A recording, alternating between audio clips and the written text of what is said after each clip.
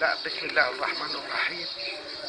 واحنا برضه يعني عاوزين الاستقرار، وبرضه عاوزين الحته الدين اللي نرضوا بيها الشعوب، لانه يا حاج احمد البلد دي بلد امن، بلد محترم، بلد تخاف على الاجنبي قبل المصري. يعني احنا عندنا نظام الكويت لمداد، يعني بالنسبة بالنظر على الكويت محترمة وكل حاجة فوق راسنا من فوق، بس نحترموها فوق الوجوه، لأنه شعب أصيل عمره ما رضي.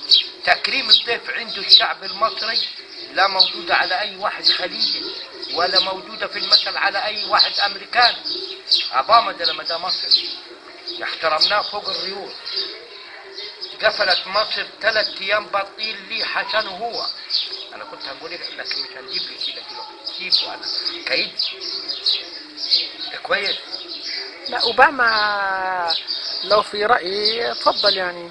اوباما دي احترمناه وشاف وضع مصر، لما هو ده في مصر وشاف الوضع في القلعه وطلعناه ودخلناه على الجوامع، وبص على حصلت له يعني مصر محترمه، مصر زين، مصر حاكمه الامم يعني ماسكه العرب كله، الثوره العربيه. يعني عندك فلسطين ماسكاها مصر وواقفه مصر معاه، لانه مصر فلسطين تعبت من الضوء، اليد تخلعت 24 ساعة صباحا ومساء بحديث الضوء.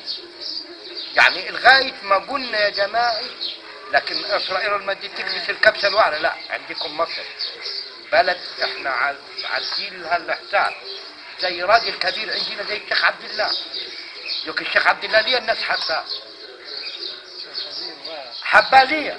لانه بقى يصلح بغدية من بطنه، طالع الصلح من قلبه، مش يدي لك فيه. طب ما في واحد يصلح يقول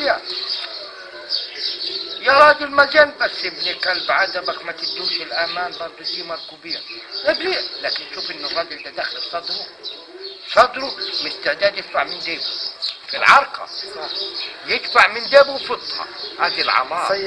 سيد ابو السعود، بدي توجه كلمه الى الوطن العربي باكمله. الوطن العربي يعني وجه كلمه مثلا للكويت.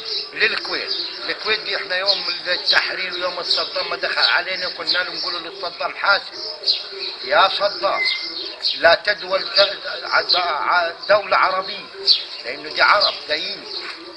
يا صدام ما تروح الهاشم. قعدنا نحوش، وبرضه حصل اللي حصل مع المخ التربيسي بتاعه، وراحت مغافل جي. قال لك ده كويس. قمنا بواجبين وقعدنا يا محمود، قمنا بالواجب بتاعهم وقعدناهم في الشقق بتاعتنا. وبرضه بعد ما طلعوا الناس وقالوا محترمه مصر وكل، ليه العرب ما يشاركش؟ ده دولة عظمى، ده دولة واقفة مع العرب كله. السعودية واقفة معاه، الكويت واقفة مع الأردن. احنا مش عم نبخلوا من حاجة من البلاد دي، بس في الآخر البلاد دي ما عرفتناش. وفرحان. طيب انت يا خميني جاي تقول لي انت الثورة ومش الثورة في مصر؟ طيب انت ثورتك كلها ضرب على الصدور، ومين فاكرك انت؟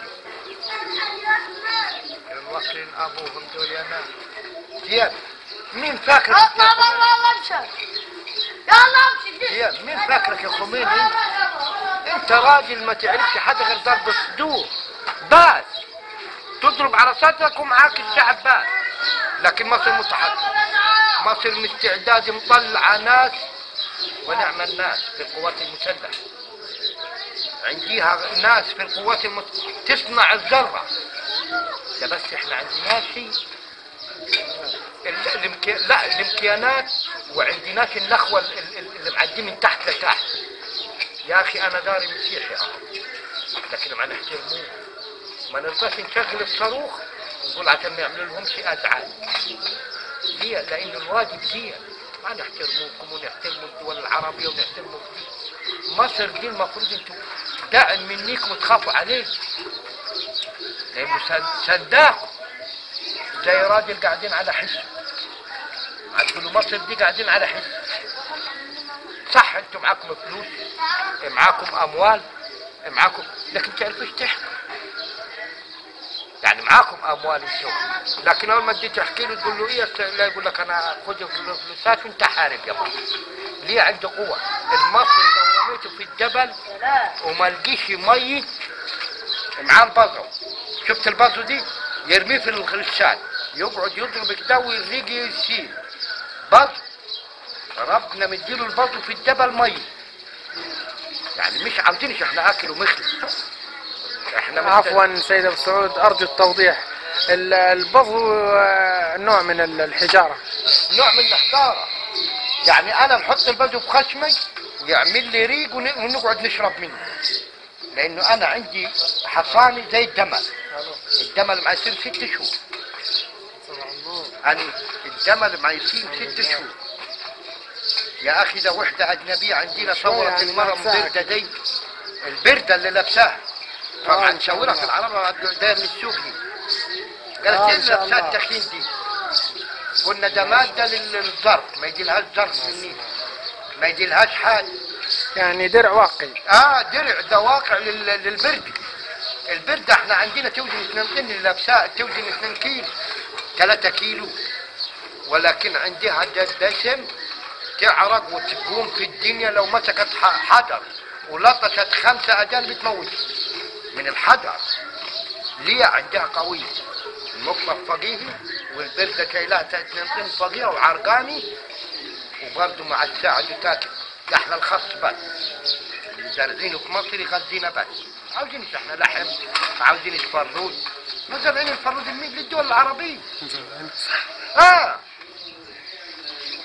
يعني عندك كل زرع. يعني بس ما رضيش نوضح كثيرا، ولا انا عاوز نشرف الناس، لكن انا عم نقول لا، الناس دي حاميها مصر يا جماعه. يا جماعه احفظوا مصر. شعب التحرير ده كله يا حاج يا احمد دايره شارع التحرير اهل. برضه مصر قايمه الدنيا والدين على نقطه كيلو مربع، نص كيلو كبير. هذه هي ده ما حدثهاش يا اخي الحرب الاسرائيليه. طيب يا سياده الرئيس سيبوا هي النقطه دي، هبط التحرير دي اللي ماسكه مصر. طيب اقفلها وسيبك منها ونقعد شغل. هي دي اللي محيراك وعاملها في الدول، والفضاءات نازله تقلب على باب الدول.